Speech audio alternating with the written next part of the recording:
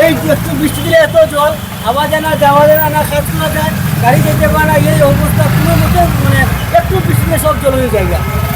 কেউ কোনো কিছু শুনে না, কাজ করে না, ড্রেন পরিষ্কার হয় না, একটু জল ড্রেনের সব চাপড়া উঠে যায়, যাওয়া কোনো মতো সম্ভব না।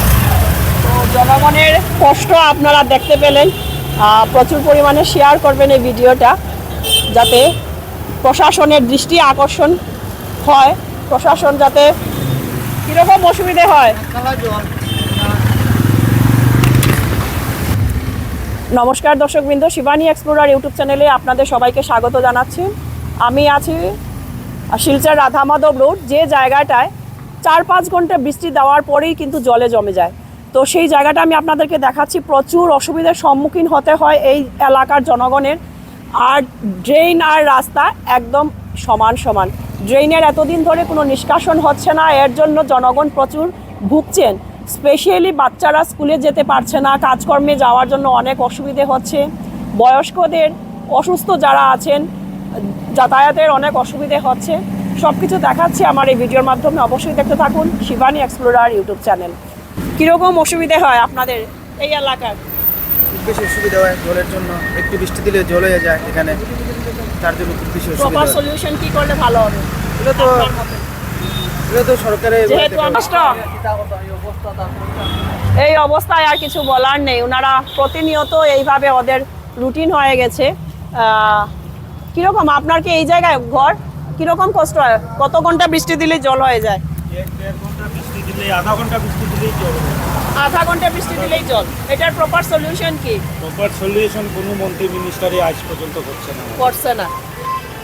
আচ্ছা ঠিক আছে, চলুন আমরা দেখাচ্ছি আমি আপনাদেরকে। যে প্রত্যেক ঘর বাড়ির সামনে আপনারা দেখতে পাচ্ছেন, এই যে ঘরে প্রত্যেক ঘরের সামনাসামনি এই যে এই জায়গাটা হচ্ছে মন্দির দিঘির পাড়, না মন্দির দিঘির পাড়ের এই যে জায়গাটা হচ্ছে, আর এই যে মন্দির দিঘি আপনারা যেটা, কিন্তু এই জায়গাটার জলটা দেখুন আপনারা একবার, পুরো শাঁ করছে জলে, পুরো যেন ফ্লাড, কৃত্রিম বন্যা। এই যে প্রত্যেক ঘরবাড়ির সামনাসামনি জল। যে মন্দির দিঘি, এটা হচ্ছে মন্দির দিঘি, আর ঠিক মন্দির দিঘির পাড়ের দিকেই আমি যাচ্ছি, আপনাদেরকে দেখাচ্ছি। প্রত্যেক ঘরবাড়ি যে গলিতে পর্যন্ত জল, সেটার প্রপার সলিউশন এই যে প্রত্যেক ঘরবাড়ির সামনের দিকে গোডাউন, স্কুটি অনেক ডুবে আছে, ক্লাব একতা, এই যে পুরোটা জল এই জায়গাটা। এইদিকে যাওয়া পর্যন্ত কিন্তু অনেক জল, না? এদিকে গিয়ে কোন দিকে দাদা? লক্ষ্মীপুর রোডে উঠা যায়। লক্ষ্মীপুর রোড মানে চামড়া গুদাম, ফাটক বাজার। তো আমরা ওইদিকে যাচ্ছি এখন, ফাটক বাজারের যে সাইডে বেরোনো যায়। আর এই যে প্রত্যেক বাড়ির সামনের দিকে দেখুন আপনারা জল।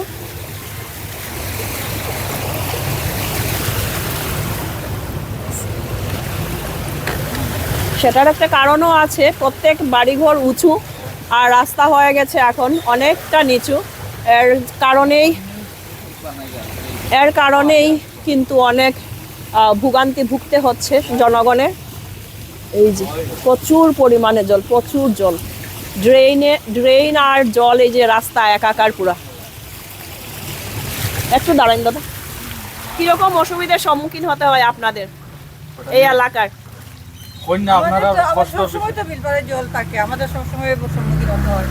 সব সময় এটার প্রপার সলিউশন কি করলে ভালো হবে আপনাদের মতে? সলিউশন তো অনেক করছেন, তবুও তো হচ্ছে না, কি বলবো আর। কিছু করার নাই। ওই জায়গাতে এখানে কাজ চললো, ওইদিকে ড্রেনের কাজ হলো, অনেক কিছু হলো, কিন্তু সলিউশন তো দেখি না, কোনো সলিউশন হচ্ছে না। না। ঠিক আছে, জনগণ অপেক্ষায় আছেন, এটার প্রপার সলিউশনের অনেক দরকার, কেন কি ওদের অনেক অসুবিধার সম্মুখীন হতে হয়। স্পেশালি স্কুল কলেজ যারা কাজের সন্ধানে বেরোন প্রত্যেক দিন, তো এইভাবে বৃষ্টি থাকলে জল তো হবেই রাস্তার মধ্যে। তো ওনারা কি করবেন সেটা ভেবেও পাচ্ছেন না। কাজ হচ্ছে কিন্তু প্রপার সলিউশন হচ্ছে না, কি করলে সুবিধা হয় জনগণের সেটা প্রশ্ন। এই যে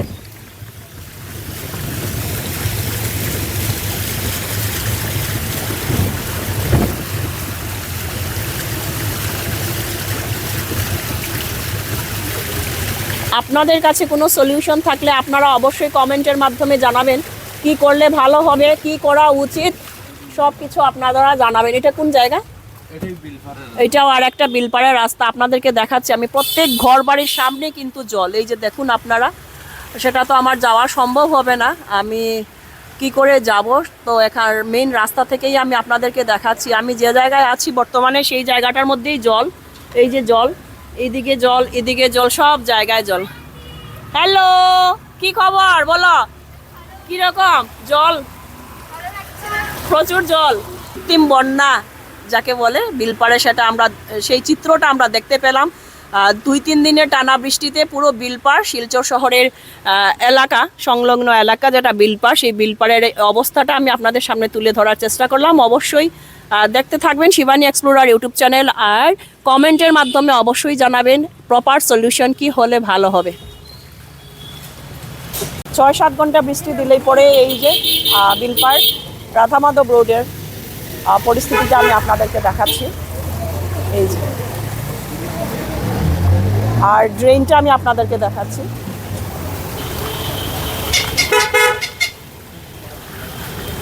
ড্রেনটা পুরো ভর্তি, আর এইভাবে লোকের যাতায়াত।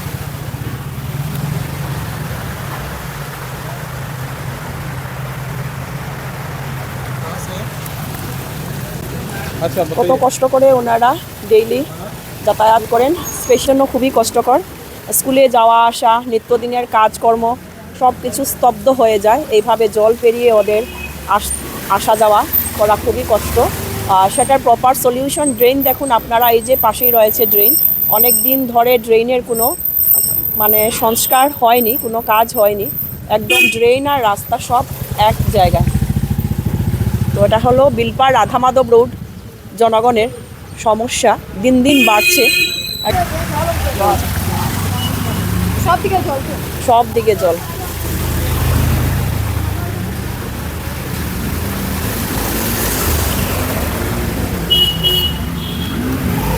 আপনি কি এই জায়গায়?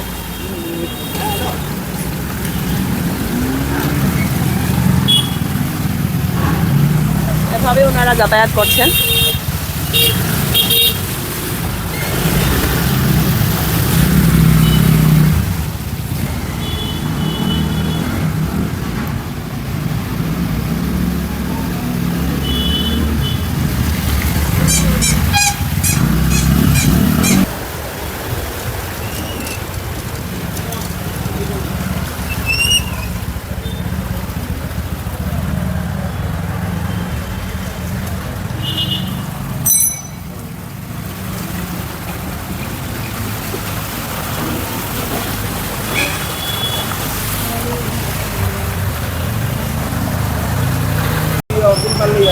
পুরা বিলপাড় লইয়া কতটুক জায়গা পর্যন্ত? বিলপাড় লইয়া কতটুক পর্যন্ত? তখন পুরো নালা যা, শীতের দিনে কাম করছে না, কাম করে। এখন কাজ করে কোন দিকে কাজ করে? মন্দির দিকে সামনে, মন্দির দিকে সামনে। তারা শীত গেছে গিয়ে তো সারা শীত চলে গেছে, এখন কাজ হচ্ছে। এর জন্য টানা 4-5 ঘন্টা বৃষ্টি দিলে পরে এই দিকের জলে জল, জনগণের কতটুকু যাতায়াতের অসুবিধা হয়, কতটুকু অসুবিধা হয়। আপনি কি এই জায়গার? তো এইদিকে যাতায়াত করতে হয়, তো অসুবিধা হয় প্রচুর। তো ড্রেনটা দেখুন অসুবিধা হয় আপনাদের, এই যে জমা জলে। অসুবিধা তো অনেক হয়, প্রত্যেক বৃষ্টিতে এখানে জল হয়ে যায়। প্রত্যেক বৃষ্টিতে এটা সলিউশন কি? তার সলিউশন তো কিছু জানি না, এখন সরকার আগে কি করবে।